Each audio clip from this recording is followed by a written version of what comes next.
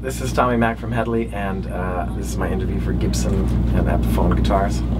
So, Tommy Mac, welcome to a place that you actually kind of like, the Gibson Guitar Tour Bus. Love this place. And here we are in the nation's capital of Canada, Ottawa, for the 2012 Juno Awards. Headley's up for a few, we know that, but you're always up for a few. We're always up for a few. You always. Thank Everybody God. loves you. Thank God. Canada loves you. They really do. Canada. There you are. And we're off to a party at the Prime Minister's house tomorrow. Are you? I am. Okay, what's that going to be like? I don't know. I'm curious. Really? What would you want? What are the questions you want to ask the Prime Minister? Ooh, none that I could ask him at his party, that's for sure. Okay. You know the Prime Minister is quite a guitar fan too, by the way. Is he? Yeah. I had no idea. Yes, there have been bands that have taken him guitars before. Yes, so just saying, you can talk guitar with him. Yeah, maybe we should hook him up. Maybe. we can figure that out. Performing on the Junos. Performing on Junos. And we're thinking maybe what you're hanging on to. Yeah, a flying V bass. Whoever knew? That's pretty spectacular. That's a very Tommy Mac kind of looking bass, I must say. It speaks to me. Does it? Yeah. So what is it about the Gibson and Epiphone basses? Because you've got like that, and you've got a Kramer. You're just all the brands. You just show a lot of love. I've got a bunch. Yeah. Gibson's been really good, especially Epiphone. I love the Jack Cassidy. That's my secret weapon. Is the Jack Cassidy bass, but it's just the sound and playability. Love the Gibsons. And the tour. I mean, Headley's been out on tour now, going across Canada, arenas with pyro. Yeah. That's pretty crazy. 33 shows in 50 days. It was pretty crazy. Pretty tiring. And there's still some more dates to go. Still some more. There's 6 more at the end of May, and then the Junos in between, and then just summer festivals. All right, now as probably like one of Canada's, I'd say, premier bass players now, especially in a band like Headley, and that, I mean, and also because I know you produce, you're in that realm of the world.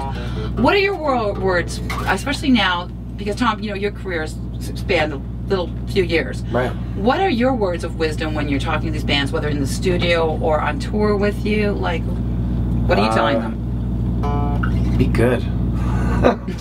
Be good, like all around, or learn your craft. Learn how to write a song. Learn how to be good to people, and be competitive. Learn the business, especially these days. Learn the business, and just know your shit going in, and everything will take care of itself after that. And it's also more about being who you are, because I mean, we gotta be honest. The major labels, Headley was signed at a time when major label deals were like still were happening at a big scale. We probably signed the last one. So I mean, that makes a difference now with an artist's career. It does. Yeah. It's a machine that. I mean, if you want to take it to the next level, unfortunately, maybe unfortunately, you have to be involved in that machine. And it's a great time in the music business. Everybody seems to think it's a bad time and a terrible time, but I look at it as the playing field has been leveled, and it's awesome for anybody to be able to come in and you have immediate distribution on the internet. So as soon as that was taken away from the majors, that was really what their biggest problem was, and they're still adjusting. So I think it's to me, it's a brave new world. It's the Wild West out there. Anybody can come, and if you're the fastest gun, you're there. It's almost like a revolution of an evolution of innovation sort of idea, where things are changing all the time. Yeah. I mean, social media, your fans can connect directly now with you. Yeah, I talk to them every day. And it's very transparent now. Like the transparency between artist and fan, and what's going on in the industry. So it makes it a lot more accessible and easier. Well, easier and difficult, with the fans. Yeah, I mean, like everything, it's a double-edged sword. You look back at bands like Guns N' Roses and Aerosmith and cool bands like that, and think, wow, it was really cool in that era to have that air of mystery, and they were kind of unattainable and untouchable, and that was cool, and that added kind of the element of mystery to rock and roll. And now everything's kind of transparent and wide open. So I mean, some kind of miss those days of the mysterious, you know, Of people not knowing player. they're having a cheeseburger for like breakfast. Yeah. Right. And others love the fact that everybody knows you have a cheeseburger for lunch. So that, I mean, it's kind of that double-edged sword, right?